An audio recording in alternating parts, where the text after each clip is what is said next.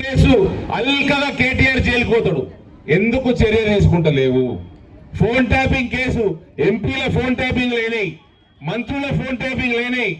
వీళ్ళందరూ ఫోన్ ట్యాపింగ్ల మీద నువ్వు ఎందుకు చర్యలు తీసుకుంటలేవు? కుల్లా పోలీస్ డిపార్ట్మెంట్ చెప్తూనే ఉన్నది ఫోన్ ట్యాపింగ్ లేనాయని. నువ్వు ఎన్ని వందల కోట్లు ఎన్ని వేల కోట్లకి లాలూచి పడుతున్నావు రేవంత్? కల్వకుంట్ల దగ్గర దయచేసి చెప్పు. తెలంగాణని ముంచిపోయిండు కల్వకుంట్లోను, తెలంగాణ వాళ్ళని మోసం చేస్తున్నాడు రేవంత్ రెడ్డి. ఈ దొందే వీళ్ళిద్దరికిద్దరు దొంగ వాగ్దానాలు చేసి ప్రభుత్వంలోకి వచ్చిండ్రు. ఏమేమి వాగ్దానాలు చేసిండ్రో మీకు నేను ఇప్పుడు ఒక్కొక్కటి యాడ్ చేస్తా. కానీ గజ్వేల్ వచ్చినట్టు ఉన్నాయి, జర దుద్దులు పెద్దగా ఉన్నాయి. ఆ అక్కయ్య దుద్దులు బాగానే పెద్దగున్నాయి. రేవంత్ రెడ్డి తులం బంగారం ఇచ్చినావా? ఇయ్యలే. తులం బంగారం రేట్ ఎంత ఇప్పుడు? 1,60,000. ఆ పొట్టుడు ప్రామిస్ చేసినప్పుడు ఎంత ఉండే? 78,000 ఉండే. డబల్ అయిపోయింది. ఇప్పుడు ఇస్తానంటావా? రైతులకు రుణమాఫీ చేసిండా? రైతులకి రైతు భరోసా ఇస్తున్నాడా? మీరు వరుతున్నారు. మీకు 4,000 రూపాయలు నిరుద్యోగ భృతి ఇస్తున్నాడా? ఇక ఫీజు రీఎంబర్స్మెంట్లు ఇప్పుడు మా దగ్గర వచ్చింది. వాళ్ళు ఇందూరుకు వచ్చి నేను మాదిగ సోదరులకి మన రామచంద్రరావు గారట నిన్న రేవంత్ రఫత్ ఖాన్ అని ఏదో అన్నాడు. రామచంద్రరావు గారు ఏదో పేరు పెట్టిండు, ముల్లా పేరు పెట్టిండు. అసలు మీ అందరికి తెలియదు. ఈ 4% రిజర్వేషన్ ఇస్తా అంటుండే నిన్నటి నుంచి. అసలు సంగతి ఏంటంటే రేవంత్ కూడా సుంతి అయిపోయింది. मुल्ले को खुश करने के लिए रेवंत भी सुनती कर लिया, हो गया. 4% ఎవరు అయ్య సొమ్మని 4% ఎవరిని తీసిస్తావు? నీకు రాజ్యాంగం హక్కు ఇవ్వలేదు కదా. హిందువులని 4% కట్ చేసి నువ్వు తుర్కోళ్ళకి ఎట్లిస్తావు? నీకు ఓడిచ్చిండు హక్కు. నీకు ఓడిచ్చిండు హక్కు. ఇక ఇందూరుకు వచ్చి నేను మాదిగ సోదరులని ఇవి చేసిన, మాదిగ సోదరులకు అది చేసిన అని చెప్పి నన్ను రేవంత్ మాదిగ అనండి, నేను గౌడ్ సోదరులకు ఇట్లా చేసిన అట్లా చేసిన అని నన్ను రేవంత్ గౌడ్ కూడా అనండి అన్నాడు. ఏం చేసినావు? లొట్టపీస్ చేసినావు. ఏం చేసినావు బ్రదర్ చెప్పు. మాదిగ సోదరులకి ఏం చేసిండు? కనీసం ఎస్సీ ఎస్టీ బీసీ పిల్లగాళ్ళకి, మాదిగ మాల సోదరులకి వాళ్ళ పిల్లగాళ్ళకి కనీసం ఫీ స్కాలర్షిప్లు రీఎంబర్స్మెంట్ ఇచ్చే పని కూడా చేయలేదు. వాళ్ళకి చదువు కూడా చెప్తలేడు. కనీసం ఎస్సీ ఎస్టీ బస్ స్టాండ్ కూడా లేదట. ఇక్కడ బస్ స్టాండ్ కూడా లేదట. బైపాస్ రింగ్ రోడ్డు లేదట. మరి ఏటికేసి రోడ్డు ఇన్నిసార్లు తెలంగాణ కోసం కొట్లాడినని వేసారు. అంతే కదా, అంతే కదా. పోయి ముసలోడు కొట్లాడిండు బక్కోడని వేసిండు. అయితే బాధపడుతున్నారు కొందరు. ఇప్పుడు ఈ సారు బాధపడుతున్నారు, కాబోయే చైర్మన్ గారు బాధపడుతున్నారు. కేసీఆర్ మేము 3 సార్లు ఓట్లు వేస్తే కనబడలేదు గజ్వేల్ ప్రజల కంటే. నేను అన్న అదృష్టవంతులయ్యా, ముఖం చూసుడు ఎందుకన్నా. ఎందుక ముఖం చూసేది అవసరమా? ఇక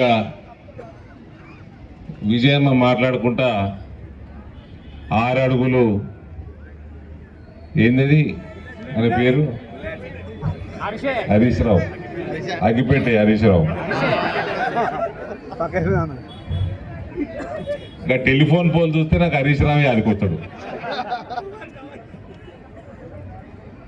ఏంది ఏమైనా ఫోన్ ట్యాపింగ్లు చేసుకుంటే ఈనుడు. నా ఫోన్లో విన్నారు, నా 5 ఫోన్లు విన్నారు. నా సెక్రటరీలు అయ్యి నా 2-3 ఫోన్లు అన్నీ విన్నారు. నీ ఎన్ని బూతులు తిట్టిన కేసీఆర్ని కేటీఆర్ని. కవిత అంటే మహిళ అయిపోయింది, కానీ మహిళని అనాల్సినవి కూడా అన్నాం. ఏమైతే అనగలుగుతామో మహిళని అన్నాము. ఈ మొగలను అయితే ఇష్టం ఉన్నట్టు తిట్టినాం. అవన్నీ ఎందుకు? ఏం షోకు? ఇదే షోకు ఎందుకు? అదేం షోకు నాకు అర్థం కాలే. ఈ ఫోన్ ట్యాపింగ్లు ఇవన్నీ కేసులు అయినాయి. కేసులు ఇవాళ నాకంటే ఎక్కువ కేసీఆర్ని తిట్టిండు తొండమూతోడు తిట్టిండా లేదా? గుర్తుపట్టిరా? తొండమూతోడు అంటే గుర్తుపట్టిరా వాళ్ళు? అగో టిల్లు అంటుండు. నాకంటే ఎక్కడ తిట్టిండు కేసీఆర్ని. కాళేశ్వరంలో 1,00,000 కోట్లు తెలంగాణ ధనం మింగింది కల్వకుంట్ల కుటుంబం, అవునా కాదా? సరే మింగుతే మింగిండ్రు, కనీసం కాళేశ్వరం ప్రాజెక్టులన్నా చక్క కట్టినరా అంటే అది కట్టలే. అలా నీళ్లు నిల్వ చెయ్యరాదు, ఆ ప్రాజెక్టులు కూలిపోతాయి, అవి కూలగొట్టి మళ్ళా కట్టాల్సింది. దీనికంటే దౌర్భాగ్యం ఏమైనా ఉంటుందా బ్రదర్? దీనికంటే దౌర్భాగ్యం ఏమైనా ఉంటుందా? అటువంటి కుటుంబం కల్వకుంట్ల కుటుంబం. మిషన్ భగీరథ అని చెరువులు సాఫ్ చేసుడు, ఇండ్లకి నల్లల నీళ్ళు ఇచ్చుడు, ఇటువంటి స్కీములన్నీ కూడా పెట్టి చెరువులు సాఫ్ చేయకుండా బిల్లులు ఎత్తిండ్రు. అందులో ఒక 40-50 వేల కోట్ల స్కామ్. అది 2 సంవత్సరాల కింద లాంచ్ చేసిన ముఖ్యమంత్రి కాన్స్టిట్యున్సీలో కూడా ఒక్కటి కూడా కట్టలేదా? నరేంద్ర మోడీ ఎన్ని కట్టిండు తెలుసా అన్న? ఇల్లు దేశవ్యాప్తంగా 5 కోట్ల చిల్లర ఇల్లు కట్టిండు. 5 కోట్ల పైన. మీకు వద్దా? ఆ ముస్లిం మహిళలు కూడా అడుగుతున్నా, వద్దా? తెలుగు వస్తుందా? आता तेलुगु आता आपको? वद्दा మీకు ఇల్లు వద్దా? 5 करोड़ मकान बनाए नरेंद्र मोदी देश भर। तेलंगाना में कुछ नहीं बनने दे रहे कांग्रेस वाले, आपके पुराने टीआरएस वाले। आप लोग क्यों कांग्रेस को टीआरएस को वोट डालते, जरा सोच लीजिए आप। हाँ हाँ 5 करोड़ मकान बना के उसमें से लगभग 80 लाख से 1 करोड़ मकान मुसलमानों को दिए देश भर में। ఇళ్ళ బీమార్లు అయితే మనకు ఆరోగ్య బీమా వద్దా?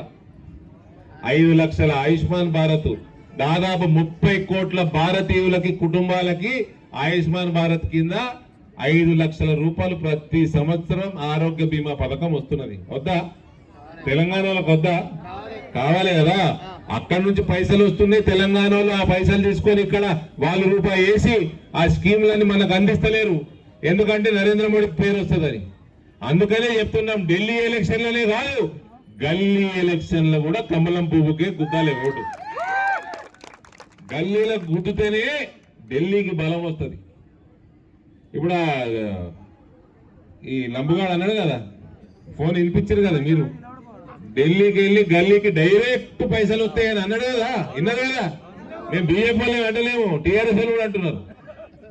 ఈ పోతే పుట్టోడు మోడీని కలవాడా? పోయి అడుక్కొని వస్తాడు, పైసలు ఇవే పైసలు అడుక్కొని వస్తాడు. మోడీ మన తిట్టి పంపించిండు, అరే నువ్వు సర్పంచ్ ఎలక్షన్లు చేస్తే కానీ పైసలు ఇవ్వమని. అందుకని దవదవ సర్పంచ్ ఎలక్షన్లు పెట్టిండు. ఆ రకంగా ఫ్రీ రేషన్ ఇస్తలేరమ్మా మనకు. ఫ్రీ రేషన్ 6 సంవత్సరాల నుంచి ప్రతి నెల ఫ్రీ రేషన్ నరేంద్ర మోడీ గారు ఇస్తున్నారు. హిందూ లేదు, ముస్లిం లేదు, అందరికి ఇస్తున్నారు. ఈ రకంగా సేవలు చేస్తా ఉంటే, అందిస్తా ఉంటే, కోవిడ్ సమయంలో మొత్తం 140 కోట్ల భారతీయులకి వ్యాక్సినేషన్లు, మనమే కాక 100 దేశాలకి భారతదేశం వ్యాక్సిన్లు ఎగుమతి చేసింది. అందులో అనేక తుర్క దేశాలు ఉన్నాయి. అందులో తుర్కోల ప్రాణాలు కాపాడింది కూడా నరేంద్ర మోడీ. ఇలా ప్రపంచ వ్యాప్తంగా, భారతదేశంలోనే కాదు, వాళ్ళకి ఇల్లు కట్టిస్తుండు, ఆరోగ్య బీమా ఇస్తున్నాడు. ప్రపంచంలో ఉన్న తుర్కోలందరికి కూడా వ్యాక్సిన్లు ఇచ్చి అలా జీవితాలు కాపాడినోడు నరేంద్ర మోడీ. అటువంటి వాళ్ళకి మనం ఓట్లు వేయాలా? వేయాలి కదా. ఇక గజ్వేల్ మనము హిందువులు అందరము అభిమానించే శివాజీ స్టాచ్యూ మీద ఏం జరిగిందో మీ అందరికి తెలుసు. ఇలా హైదరాబాద్ చుట్టుపక్కల గుడులల్లా ఏం చేస్తుండ్రో అంతా మీ అందరికి తెలుసు. ఈ పొట్టోడికి సుంతి అయిపోయింది కాబట్టి ఇవన్నీ జరుగుతూ ఉన్నాయి. ఈ పొట్టోని మున్సిపల్ ఎలక్షన్లలో అడ్డగోలుగా ఓడిస్తే గాని పొట్టోడికి సిగ్గు రాదు. ఆనాడు ఆ శివాజీ స్టాచ్యూ మీద అట్లా చేసినప్పుడు హిందువుల మీదనే గజ్వేల్ 29 మందికి మీద కేసులు, వాళ్ళ నాట్లకి వెళ్ళి కొందరు జైలు వేసిన దౌర్భాగ్యం కేసీఆర్ చేసిండు. కాబట్టి ఇటువంటి పాపాలు చేసిండు కాబట్టి ఇవాళ గతముక్కుని పరిస్థితి అట్లుంది. కొడుకు ఎన్నడు జైలు పోతాడో తెలియదు, బిడ్డ జైలుకు పోయి వాపస్ వచ్చింది. బిడ్డని జైల్లో వేసారు, బిడ్డని జైల్లో వేసారు. రేవంత్ వేసారు బిడ్డని జైల్లో. లవ్ ఎగురుతున్నావు, ఎగిరినా కూడా నా అంత రాడు. బిడ్డని జైల్లో వదిలేసి చెప్పు, దాని తర్వాత ప్రశ్నలు అడుగు కిషన్ రెడ్డి గారు కానీ ఎవరినైనా కానీ. దొంగ, సంచుల దొంగ. కేసీఆర్ ఎన్ని సంచులు పంపుతున్నాడు, కేటీఆర్ ఎన్ని సంచులు పంపుతున్నాడు, వాళ్ళని కాపాడుతా ఉన్నావు. ఇటువంటి దొంగని మనం ముఖ్యమంత్రిని చేసుకుంటాం, మన దురదృష్టం నా నాయన. ఇక మీ అందరి ముందర ఇవాళ ఇందరు అభ్యర్థులు, బలమైన భారతీయ జనతా పార్టీ అభ్యర్థులందరూ మీ అందరి ముందర కూర్చొని ఉన్నారు. వీళ్ళందరికీ దయచేసి గజ్వేల్ ప్రజలందరూ కూడా భారీ మెజారిటీ తోటి భారతీయ జనతా పార్టీని గెలిపించాల. ఈ అన్న ఉన్నాడు ఇక్కడ, ఇంతకు ముందు మీకు చైర్మన్ గా మీకు సేవలు అందించండి. ఇక్కడ మార్కెట్లో మొత్తం షెడ్లు కట్టించింది ఈ అన్ననే. బ్రహ్మాండమైన గ్రేవ్యార్డు, శ్మశాన వాటిక కట్టించింది ఈ అన్ననే. రామాలయం, మహంకాళమ్మ దేవాలయం కట్టించింది ఈ అన్న.